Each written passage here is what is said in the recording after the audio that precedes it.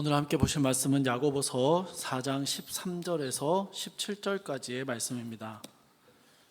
신약성경 375페이지에 있고요. 야고보서 4장 13절에서 17절까지의 말씀입니다.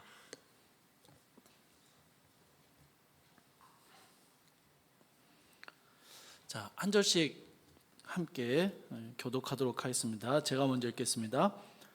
들으라, 너희 중에 말하기를 오늘이나 내일이나 우리가 어떤 도시에 가서 거기서 1년을 머물며 장사하여 이익을 보리라 하는 자들아,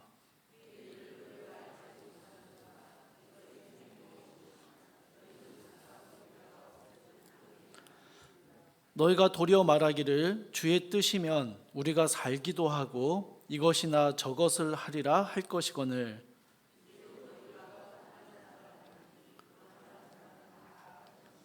함께 읽겠습니다. 그러므로 사람이 선을 행할 줄 알고도 행하지 아니하면 죄니라. 아멘. 여러분은 계획을 잘 세우는 편이십니까? 저는 천성이 좋게 말하면 자유롭고요, 달리 말하면 무계획적인 사람입니다. 아내와 연애하던 시절에 아내를 만날 때면 이런 질문을 받곤 했습니다. 오늘 우리 뭐 할까? 제가 제일 많이 한 대답이요, 글쎄였습니다.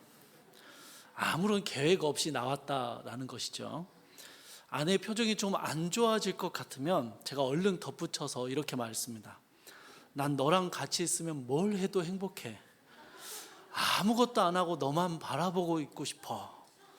그럼 무슨 말입니까? 여전히 아무 계획이 없다라는 말입니다.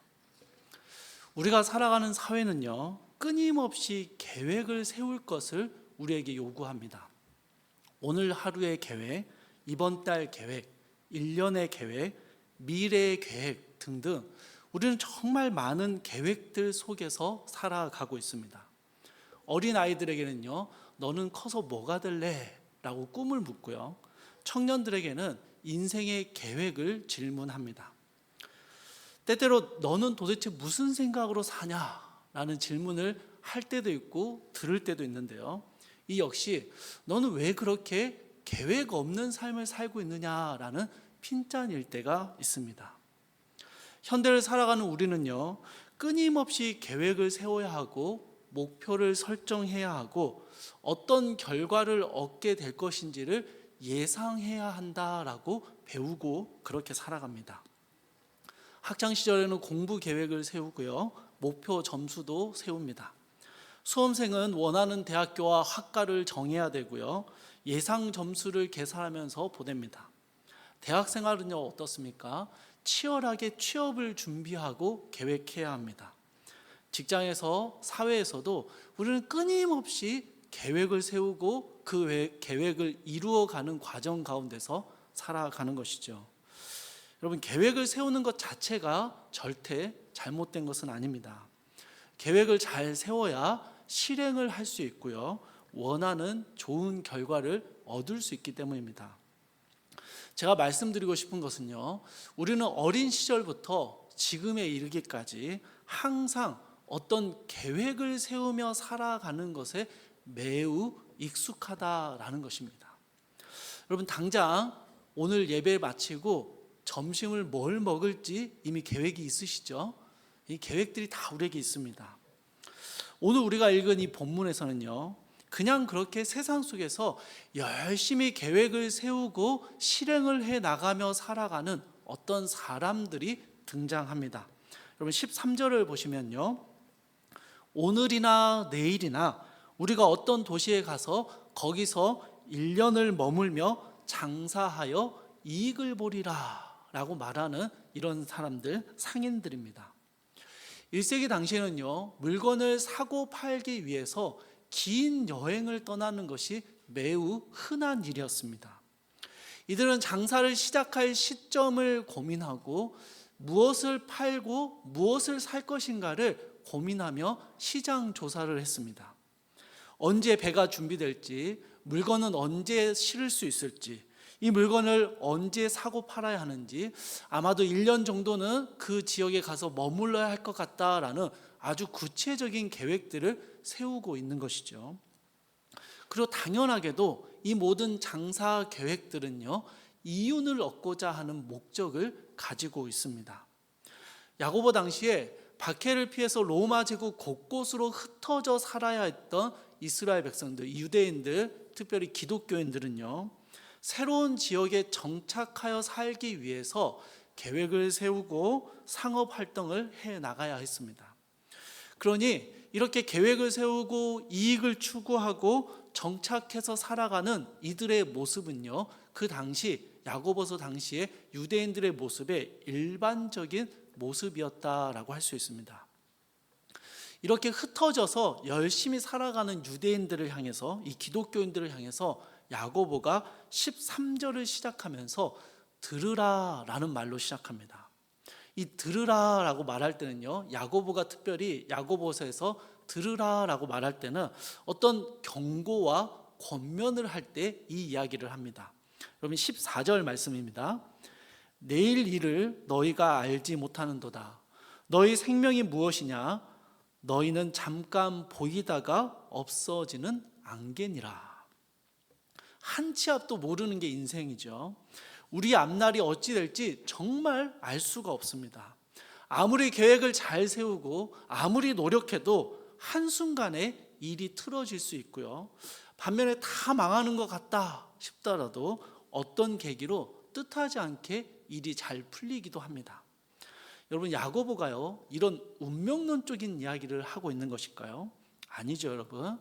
어찌 될지 모르니 잘 나간다고 교만하지 말고, 지금 좀 어렵다고 절망하지도 말라, 이런 권면을 하는 게 아닙니다. 여러분, 이런 권면은요, 하나님 말씀이 아니어도 인생의 변화무쌍함을 경험한 사람들이라면 누구라도 해줄 수 있는 경고이자 권면입니다. 여러분, 야고보는요, 지금 흩어져 살아가는, 박해를 피해 살아가는 기독교인들을 향해서 편지를 쓰고 있습니다. 박해를 피해서 도망치듯 고향을 떠나야 했고, 낯선 곳에서 지혜롭게 계획을 세우고 이익을 얻고 정착을 하기 위해서 애쓰며 살아가는 기독교인들이죠. 그런데 그런 그들의 애씀과 노력, 그들의 계획과 목적에 아주 중요한 것이 빠져 있더라라는 것입니다. 그것은 바로 하나님입니다. 계획을 세우는 게 잘못된 건 아닙니다. 이익을 얻고자 하는 그 목적도 문제가 되지 않습니다. 그들이 계획을 세우고 목표를 잡고 노력하고 애쓰는 그 모든 것에서 하나님이 빠져 있다는 것이 문제였습니다. 내일 일을 내가 계획하고 주관하는 것처럼 생각했고, 나의 생명을 내가 얻었고 내가 유지하는 것이다 라고 생각하며 하나님의 주권을 인정하지 않는 것이 문제였다라는 것입니다. 야고보는요, 그들을 향해서 너희의 계획들, 너희의 목표와 너희의 열심들, 다 그 모든 것들이 하나님의 주권 아래 있으며 안개처럼 사라질 수 있는 것이다 라고 말하고 있는 것이죠. 역사상 가장 지혜로운 사람이었던 솔로몬은요, 잠언 16장 9절에서 아주 유명한 교훈을 남깁니다. 들어보십시오. 사람이 마음으로 자기의 길을 계획할지라도 그의 걸음을 인도하시는 이는 하나님이시니라. 잠언 20장 24절에서는 이렇게 말합니다. 사람의 걸음은 여호와로 말미암나니 사람이 어찌 자기의 길을 알 수 있으랴. 여러분, 솔로몬이요, 하나님이 주신 지혜로 세상 온갖 것들을 다 경험하고 누렸던 왕입니다. 이 왕의 고백입니다. 많은 계획을 세우고 지혜롭게 목표를 설정하고 실제로 많은 결과물들을 얻었다 할지라도 우리 인생을 다 아시고 우리 인생을 주관하시는 분은 결국 하나님이시더라라는 고백이죠. 마찬가지로 여러분, 야고보는요, 인생의 주관자가 하나님이시며 우리의 걸음을 인도하시는 분이 하나님이시며 우리의 생명을 주도하시는 분이 하나님이시다라고 말하고 있는 것입니다. 그러면 여러분, 우리가 날마다 세우며 살아가는 계획과 수많은 목표들이 하나님의 주권 아래서 세워지는 것이 되려면 어떻게 해야 할까요? 15절 말씀입니다.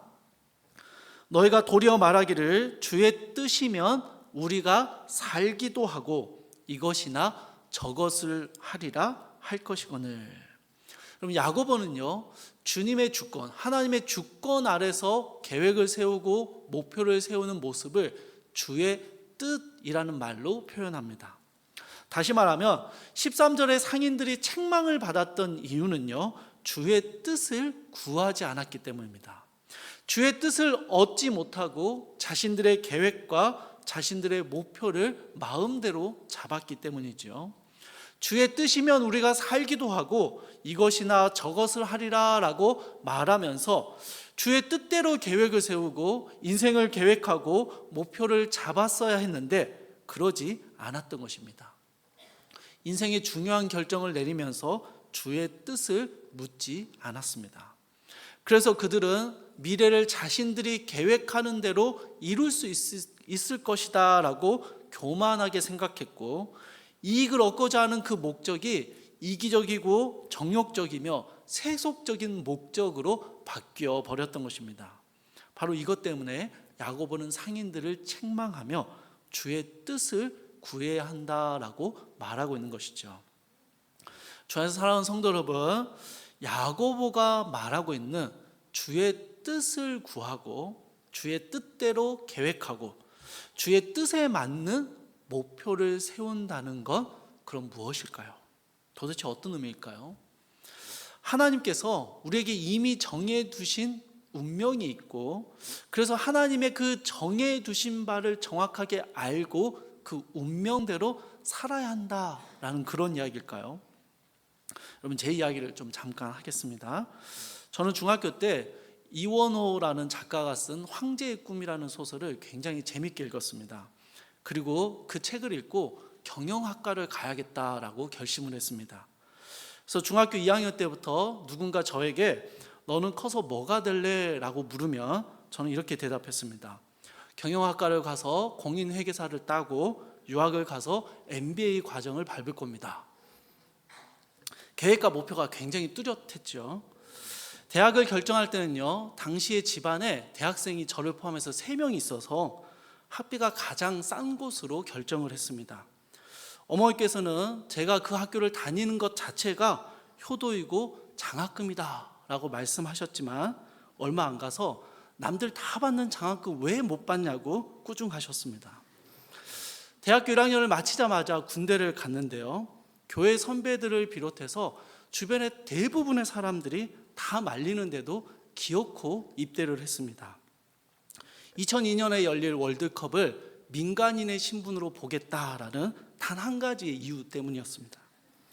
제대 후에 선교한국 대회에 참가해서요, 저는 그곳에서 선교적 삶을 서원했습니다.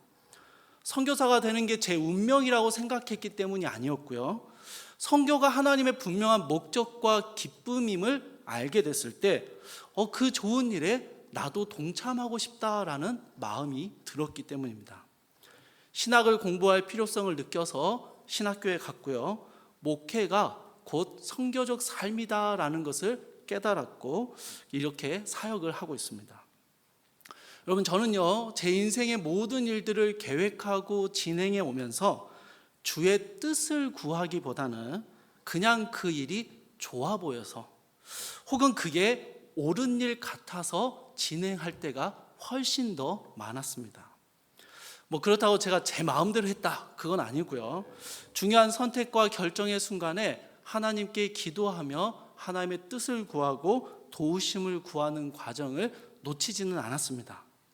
다만 운명론처럼 어떤 학교, 어떤 학과를 가야 할지를 하나님이 이미 정해 두셨고 나는 그것을 선택했을 뿐이다 라고 생각하지 않았다는 것입니다. 언제 어디서 무엇을 할지를 하나님은 이미 다 정해 두셨으니 그 모든 일상이 하나님이 정해 두신 운명에 따라 살아갔다라고 생각하지 않는다라는 것입니다. 여러분, 야고보가 말하는 주의 뜻은요, 운명론을 의미하지 않습니다. 그러면 야고보가 말하는 주의 뜻은 우리가 어떤 일을 선택하고 결정할 때 하나님께 허락을 받아야 된다라는 의미일까요? 많은 신앙인들의 소원이요, 하나님의 인도하심을 따라 사는 것입니다. 하나님이 인도하시는 길, 하나님이 인도하시는 선택과 계획들, 여러분 생각만 해도 너무 막 짜릿하지 않습니까? 절대로 실패하지 않을 길 같습니다. 우리가 무엇을 상상하든지 그 이상의 성과를 얻을 수 있는 그런 길이고 방법이라고 생각이 되는 것이죠. 한치 앞을 알 수 없는 사람들은요, 누군가 권위 있는 사람이 자신의 계획을 인정해주고 허락해 주기를 원합니다. 유명한 투자자인 워렌 버핏은요, 2000년부터 자신과의 한 끼 식사를 할 수 있는 식사권을 경매에 붙여왔는데요, 처음에는 수천만 원 정도의 수준이었다가 수십억, 수억 원, 수십억까지 이르다가 2022년이 마지막 경매를 했거든요. 이때 무려 246억의 한 끼 식사권이 낙찰됐습니다. 식사권을 산 사람은 동반자 7명을 데리고 이 워렌 버핏과 함께 식사를 나누며 대화를 하는 것입니다. 버핏과 식사를 하면서 자신의 계획에 대해서, 사업 계획에 대해서 조언을 얻기도 하고요, 혹은 투자 전략 등을 대화하는 시간을 가지는 것이죠. 가장 권위 있는 투자 전문가와 상담을 하고 그의 조언과 인정을 얻기 위해서 엄청난 비용을 지불하는 것입니다.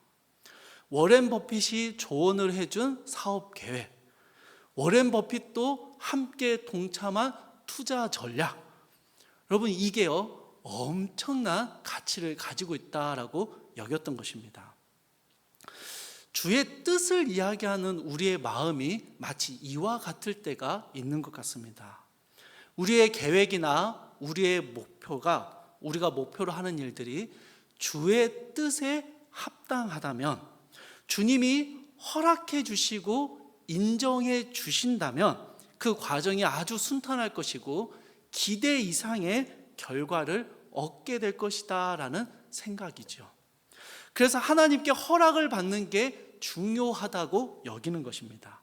그런 허락을 구하는 게 주의 뜻을 구하는 모습이다 라고 생각하는 것이죠.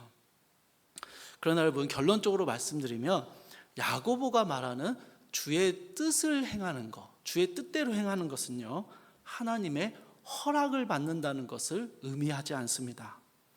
만약 야고보가 말하는 게 그거라면, 하나님의 허락을 말한다면요, 우리가 행하는 모든 일들에 하나님의 허락을 구해야만 합니다. 오늘 우리가 뭘 먹을지, 언제 어디를 가서 무엇을 할지를 결정할 때 항상 하나님의 허락을 구해야 한다라는 것이죠. 목사님, 사소한 일까지 하나님의 뜻을 구하는 건 아니죠.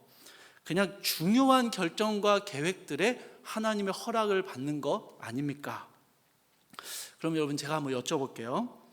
어떤 일이 하나님의 허락을 받아야 할 중요한 계획이고 어떤 것은 그냥 내가 결정해도 되는 일이다라는 걸 누가 판단할 수 있습니까? 그럼 야고보가요, 장사 물품은 너희가 정하는데 어느 도시로 갈지는 주의 뜻을 구해야 된다라고 말했습니까? 아니면 다른 건 네가 다 알아보고 다 결정하더라도 장사하는 지역에 얼마나 머무를지에 대해서는 네가 결정하지 말고 하나님의 허락을 구해라 라고 이야기합니까? 그렇지 않습니다. 15절을 보시면 분명히 살아가고 행하는 모든 것들이, 그 모든 일상들이 주의 뜻대로 살아가야 한다라고 말하고 있습니다. 그러니 여러분, 주의 뜻대로 산다는 것은요, 일상의 모든 결정을 하나님의 허락을 받아야 된다라는 의미는 아닌 것입니다. 사랑하는 여러분, 그러면 야고보가 말하는 주의 뜻은 무엇일까요? 하나님께서 이미 정해주신 운명대로 살아야 한다라는 운명론적인 이야기도 아니고요, 우리의 모든 일상과 계획들을 하나님께 허락을 받아야 된다라는 의미도 아닙니다. 도리어 여러분, 자신의 뜻과 계획을 하나님이 주신 것이다 라고 말하거나 하나님께서 나의 계획을 인정하시고 허락하셨다라고 말한다면 여러분, 그것은요 오히려 독선과 교만이 될 가능성이 굉장히 높습니다. 야고보는 16절에서 허탄한 자랑에 대해서 이야기하면서 이러한 자랑은 다 악한 것이다 라고 말합니다. 여기서 이 허탄한 자랑이라는 것은요 자만심, 허영, 허풍을 의미합니다. 자기가 원하는 대로 생각했고 계획하고 결정했으면서 그것을 하나님의 계획하심과 하나님의 인도하심이다라고 말한다면 그것은 허탄한 자랑이 되는 것입니다. 주의 뜻을 전혀 생각하지 않고 계획하고 실행했으면서 자기가 계획한 대로 다 잘 될 것이다 라고 생각하는 것도 허탄한 자랑입니다. 무언가 목표를 세우고 그것이 단지 나의 이름을 높이는 것 혹은 나의 유익을 얻는 데만 목적이 있다면 그 역시도 허탄한 자랑이 되는 것입니다. 야고보는 주의 뜻을 생각하지 않는 계획과 주의 뜻을 교묘하게 명분 삼으려는 모든 것들이 다 악하다라고 평가하고 있는 것입니다. 우리가 어떤 일을 계획하고 결정하면서 또 선택하면서 단지 나의 유익과 나의 자랑과 나의 영광이 되는 것이 그 모든 것들이 허탄한 자랑이며 악한 것이다 라고 말하는 것이죠. 이제 결론적으로요, 그러면 허탄한 자랑이 되지 않는 주의 뜻을 구하는 삶은 어떤 삶이냐라고 야고보가 17절에서 이야기합니다. 여러분 17절 말씀을 다시 한번 읽어보겠습니다. 함께 읽겠습니다. 시작. 그러므로 사람이 선을 행할 줄 알고도 행하지 아니하면 죄니라. 여러분 이제 답이 이제 얻으셨습니까? 잘 모르시겠죠. 왜냐하면 여러분 주의 뜻을 이야기하는 야고보의 이 결론적인 17절 말씀을 이해하기 위해서요, 저희가 먼저 야고보가 말하는 선이라는 게 도대체 뭔가에 대해서 알아야 됩니다. 성경에서요 선하다라는 표현이 가장 먼저 등장한 본문이 창세기 1장 4절 말씀입니다. 제가 읽어드릴게요. 빛이 하나님이 보시기에 좋았더라. 하나님이 빛과 어둠을 나누사. 그럼 여기에 선하다라는 표현이 들어있습니다. 어디에 들어있을까요? 보시기에 좋았더라에서 이 좋았다라는 게 선하다라는 단어입니다. 이 좋았다라는 단어가 히브리어로 토브라는 단어인데요, 이 단어는 좋은 것, 선함, 아름다움을 의미하는 단어입니다. 하나님께서 세상을 창조하실 때 말씀으로 창조하셨죠. 하나님께서 빛이 있으라 하니까 어둠 가운데서 빛이 창조되었습니다. 그런데 그렇게 창조된 빛을 하나님이 보시니 보시기에 선했던 것입니다. 보시기에 좋았던 것입니다. 마치 여러분 이게 하나님이 만들어 놓고 스스로 만족하는, 자화자찬하는 그런 모습처럼 비춰질 수 있는데요, 선하다, 이 토브의 뜻은요 어떤 뜻이냐면 하나님의 뜻하심대로 이루어졌다라는 뜻입니다. 하나님이 빛이 있기를 원하셨고 빛을 만들기를 원하셨는데 하나님의 원하심 그대로 빛이 창조된 것입니다. 하나님이 그걸 보시고요 좋다, 선하다라고 말씀하신 것이죠. 자, 본문으로 돌아가겠습니다. 여러분 17절에 나오는 선이라는 단어는요 구약 성경에서 톱으로 번역되는 단어입니다. 헬라어 단어입니다. 하나님의 뜻에 합당한 것, 하나님의 뜻하심대로 이루어지는 것이 바로 선함, 좋음입니다. 그런데 여러분 야고보가 뭐라고 말합니까? 사람이 선을 행할 줄 안다라고 표현해요.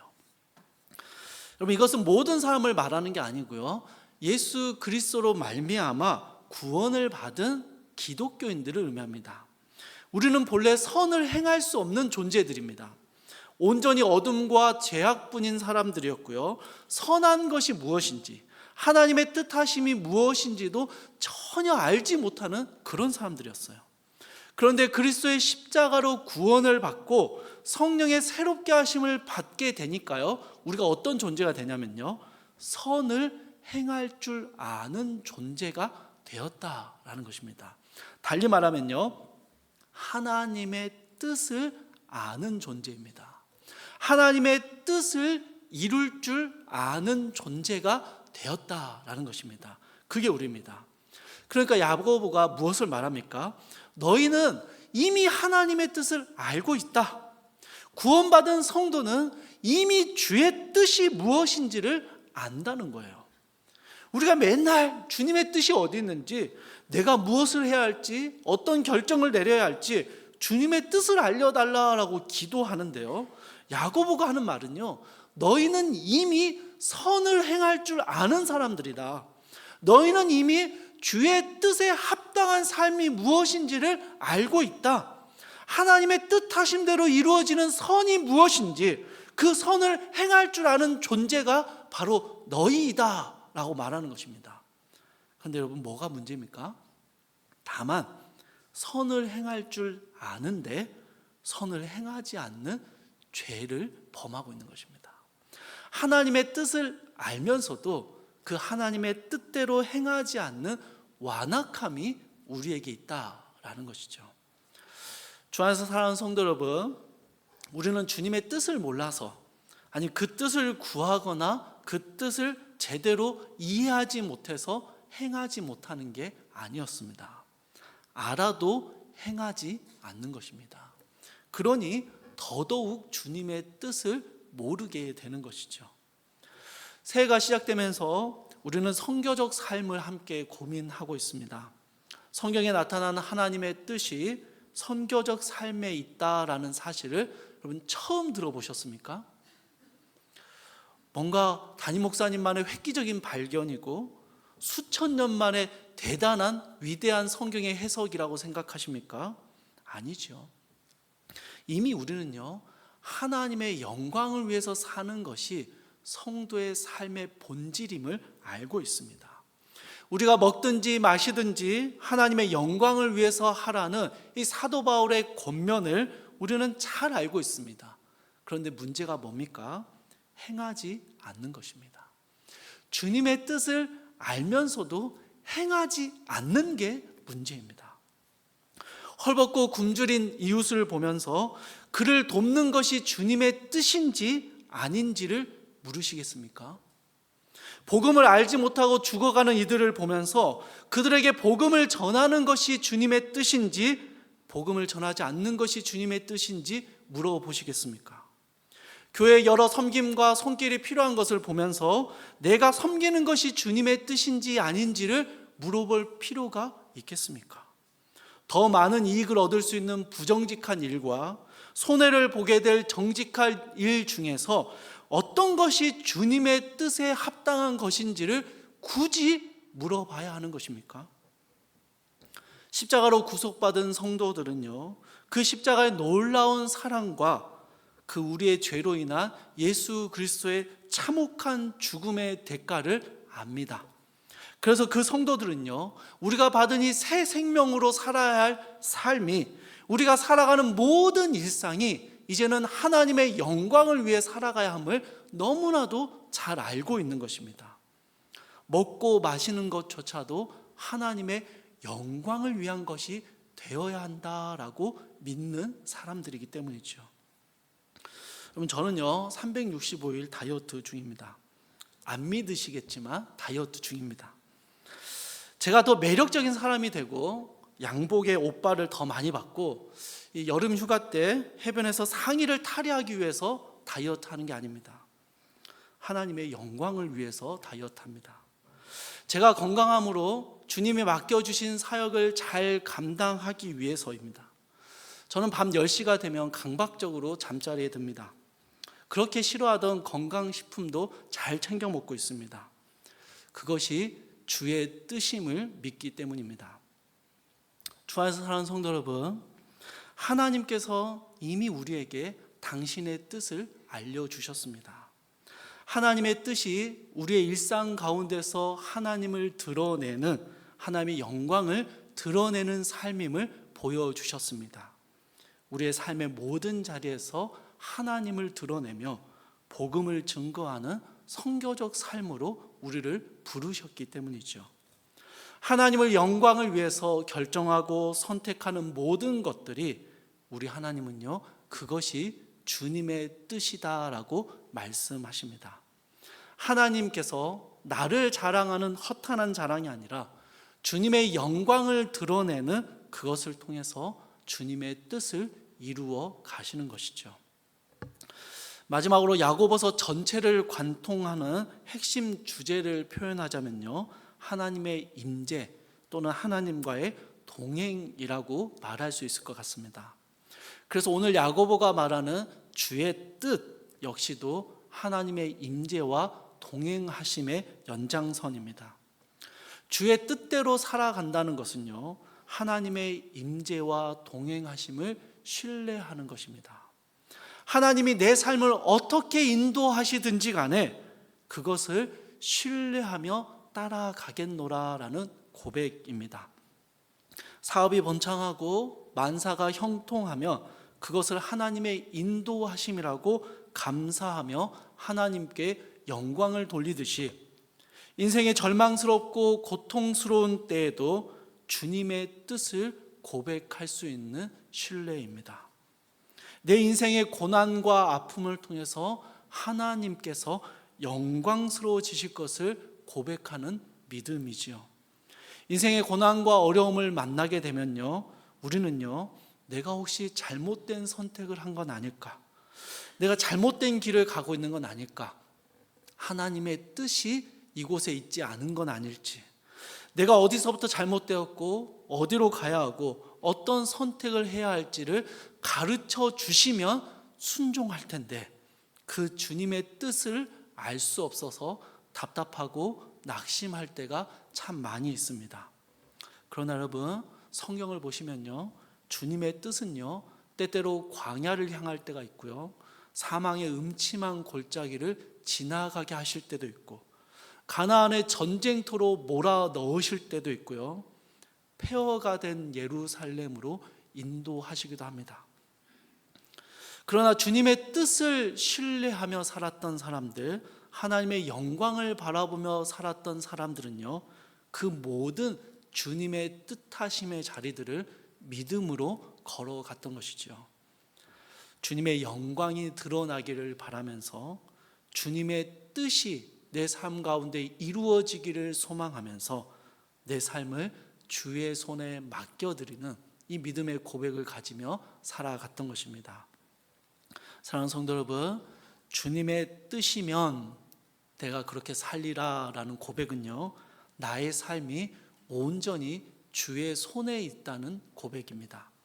주님의 인도하심을 믿고 따라가는 것이죠.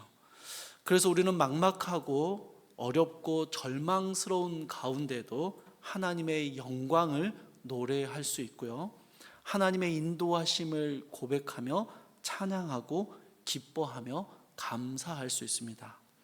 나의 잘됨도 하나님의 영광이고 나의 고난도 하나님의 영광이 되는 것, 주의 뜻을 따라 살아가는 믿음의 사람들의 삶의 모습입니다.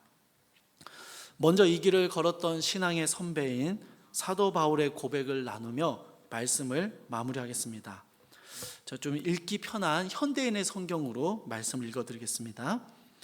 나의 간절한 기대와 희망은 내가 어떤 일에서도 부끄러움을 당하지 않고 전과 같이 지금도 큰 용기를 가지고 살든지 죽든지 언제나 그리스도를 높이는 것입니다. 이것은 내게 사는 것이 그리스도이므로 죽는 것도 유익하기 때문입니다. 아멘. 주 안에서 사랑하는 성도 여러분, 주의 뜻을 구하는 성도들은요, 하나님의 허락을 구하거나 하나님이 정해 주신 것을 결정하기 위해서가 아닙니다. 주님의 뜻이 내 삶 가운데 있음을 신뢰하며 그 주님의 뜻하신 대로 걸어갈 힘을 얻기 위함이죠. 내 삶이 어떠하든지 간에 내 삶을 통해서 하나님이 영광 받으실 수 있다면, 그곳이 광야이든 사망의 음침한 골짜기이든 전쟁터이든 폐허이든 주님의 인도하심을 믿고 의지하며 따라가겠노라라는 고백인 것입니다.